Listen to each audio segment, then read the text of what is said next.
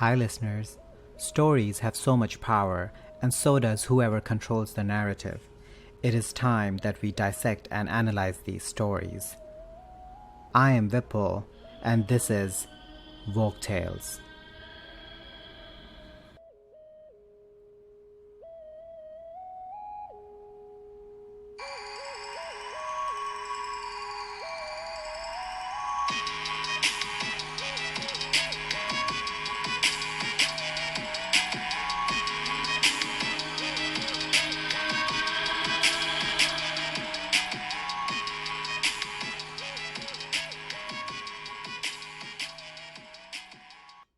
This week's episode is a follow-up from last week's episode, where we dissected and analyzed story of the Dutch writer Hans Christian Andersen and his fondness for his friend Edward Collins. So if you haven't heard that episode, please give it a listen. And although this is a follow-up episode, it is also a standalone episode. And today's story is The Little Mermaid.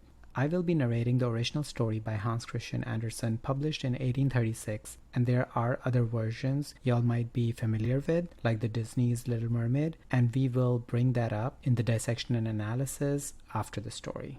Also, please welcome Dylan Blumenthal. He was also our guest last week and will continue to dissect and analyze today's story while sprinkling in some themes from last week's episode. Welcome back, Dylan. Are you ready to dive in? The story? Wow. That was cheesy, Vipul. Okay, so guess it's story time. The Little Mermaid lives in underwater kingdom with her widowed father, Mer King, her grandmother, and her 5 older sisters, each of whom have been born 1 year apart. When a mermaid turns 15, she is permitted to swim to the surface for the first time to catch a glimpse of the world above. As each of the sisters returns, the Little Mermaid listens longingly to their various description of the world inhabited by human beings. When it is the turn of Little Mermaid, she rises up to the surface, watches a birthday celebration being held on a ship in honor of a handsome prince, and falls in love with him from a safe distance. A violent storm hits, sinking the ship, and the Little Mermaid saves the prince from drowning. She delivers him unconscious to the shore near a temple. Here she waits until a young woman finds him. To her dismay, the prince never sees the Little Mermaid or even realizes that it was she who had originally saved his life. The Little Mermaid becomes sad and asks her grandmother if humans can live forever. The grandmother explains that humans have much shorter lifespan than a mermaid's 300 years, but that when mermaids die, they turn to sea foam and cease to exist, while humans have an eternal soul that lives on in heaven. The Little Mermaid, longing for the prince and an eternal soul, visits the sea witch who lives in a dangerous part of the ocean. The witch willingly helps her by giving her a potion that gives her legs in exchange of her tongue and beautiful voice. The witch warns the Little Mermaid that once she becomes a human, she'll never be able to return to the sea.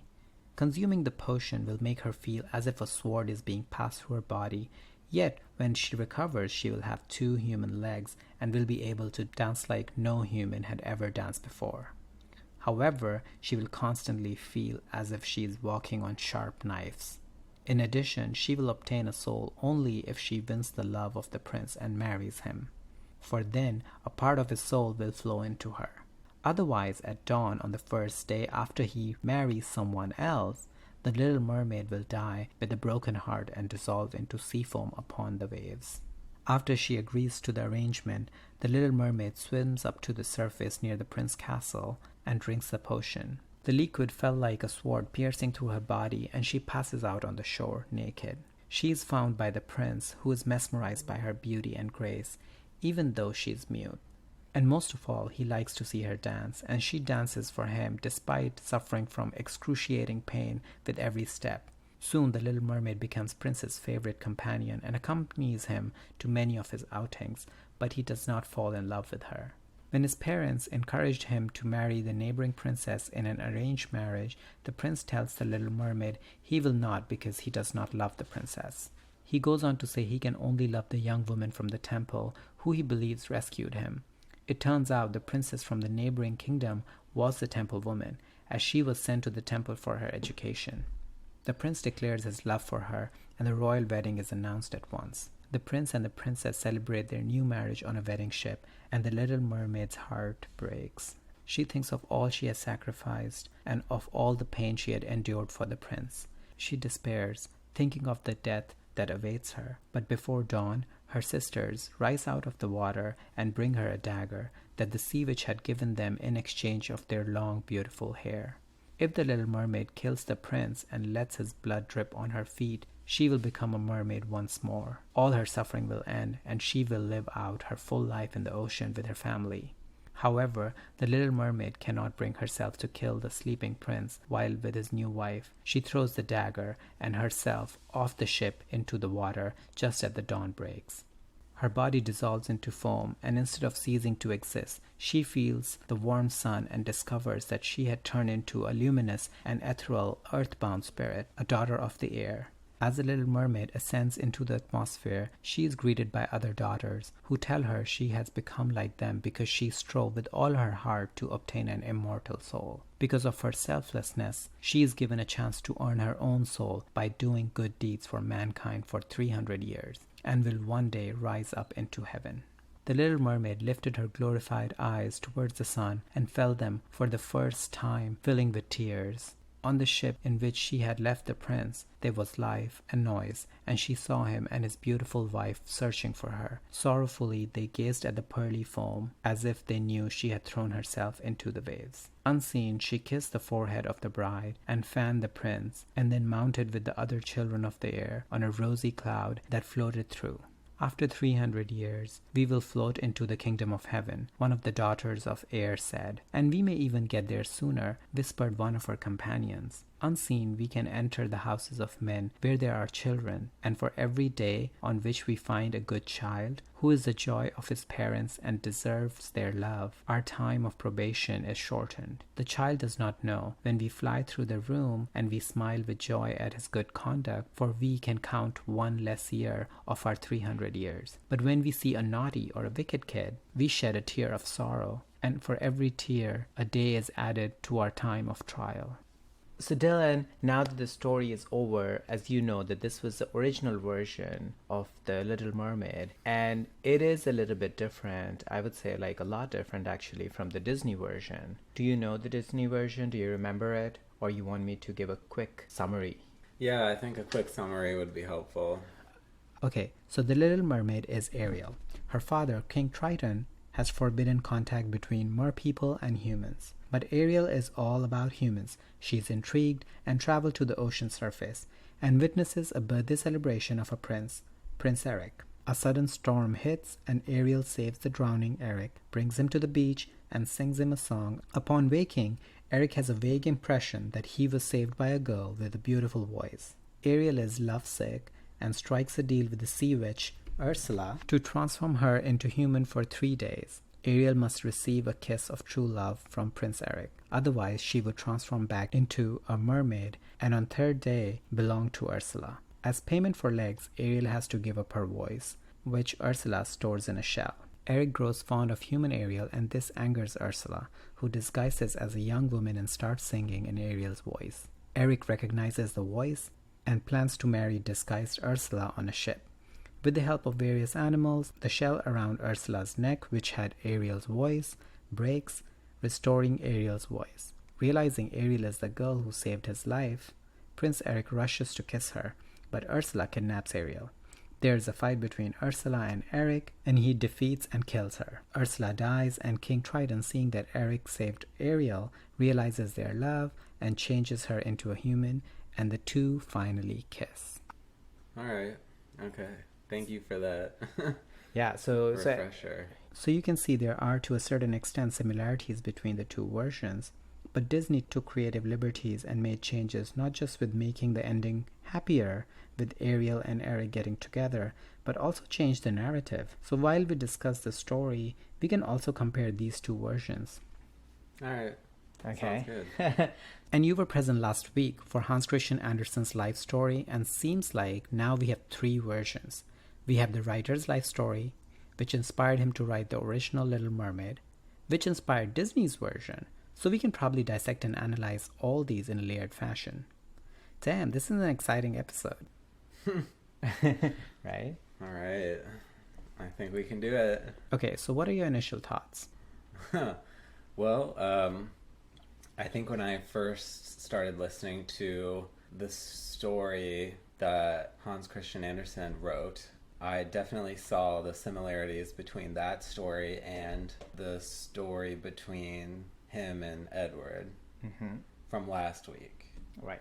So, yeah, he really wasn't hiding the ball with that one.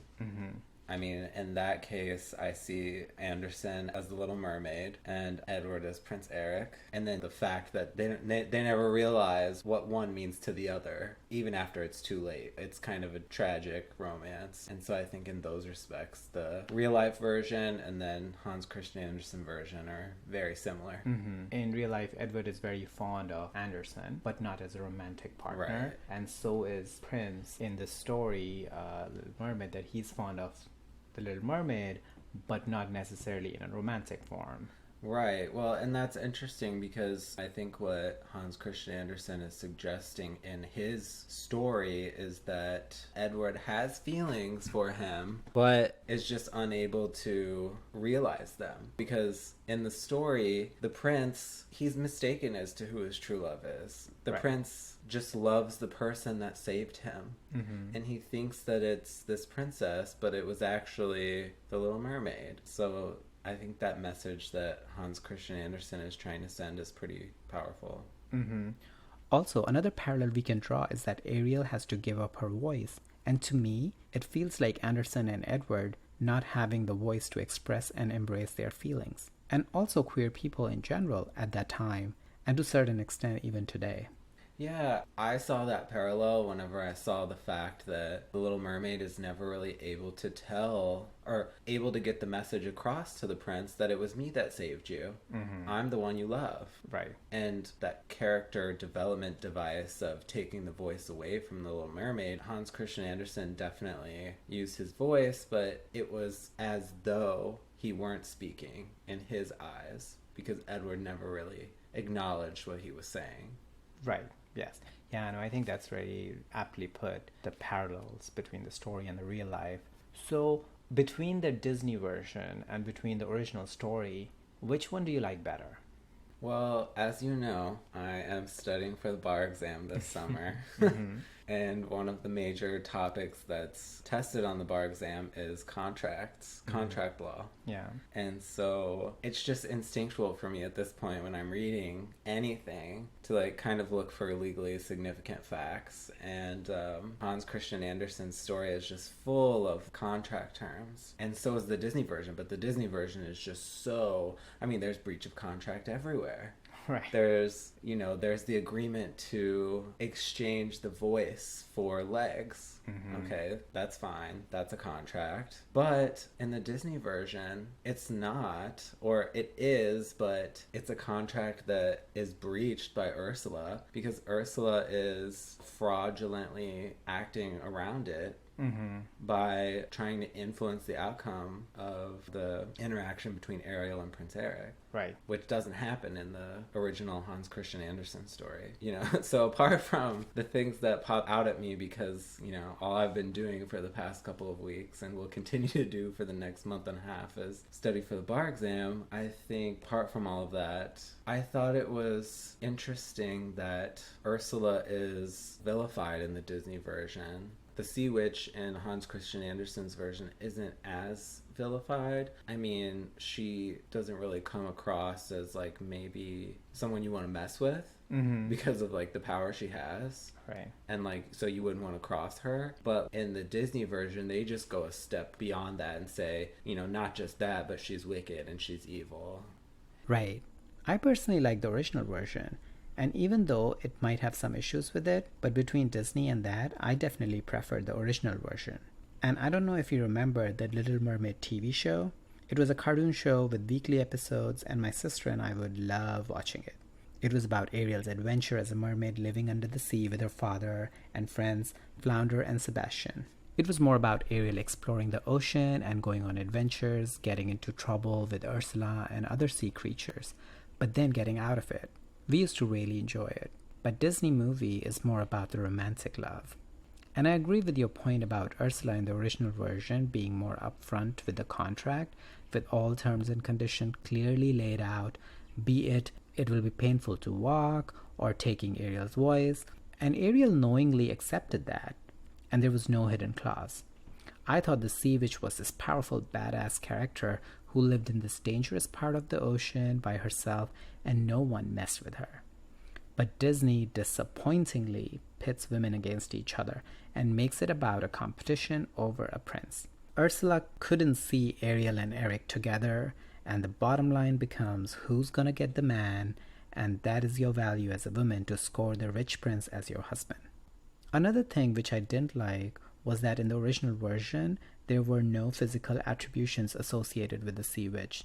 And even though I love Ursula in the movie as this boisterous character, Disney always make the negative characters as either plus size, or they will have a scar on their face, or their skin is darker. So anything out of the Western beauty standard is picturized as the villain of the story. Yeah, but I think you make a really great point that they're both love stories, but in the Disney version, they kind of make it a competition between the women fighting over a man, and good versus evil, innocent versus conniving. And what I thought was like really problematic whenever you reminded me of the movie again is like kids watch this movie. I watched this movie a ton when I was a kid, and so I think this goes with a lot of Disney movies as well. They kind of boil down to woman is helpless and she needs to be saved by her man and do whatever it takes. And that is definitely illustrated here because in the original version, the Little Mermaid takes control of her destiny. She has the opportunity to modify the terms of her contract and stab the prince through the heart, but she decides not to. And she's the one who ultimately like changes the outcome of her destiny. But in the Disney version, Disney gives the power to Prince Eric, King Triton, the men, and they're the ones who ultimately control the fate of Ariel. They're the ones that defeat Ursula and then give Ariel her permanent legs. Mm-hmm. And so just thinking about the message that it sends to kids, it's really concerning because it puts the notion in kids' heads that you need to fight others for love for a man. And in the end, you need to rely on your man to take care of everything for you. Right, and looking from a feminist perspective, the original version has strong female characters. There's definitely Ariel, the Sea Witch, grandmother, and then there is sisterhood shown with all the sisters striking a deal to bring back the Little Mermaid. And Disney turns that narrative and gives the power to men with climax of the movie as Prince Eric fighting to rescue Ariel and saves the day, and King Triton giving her the human form.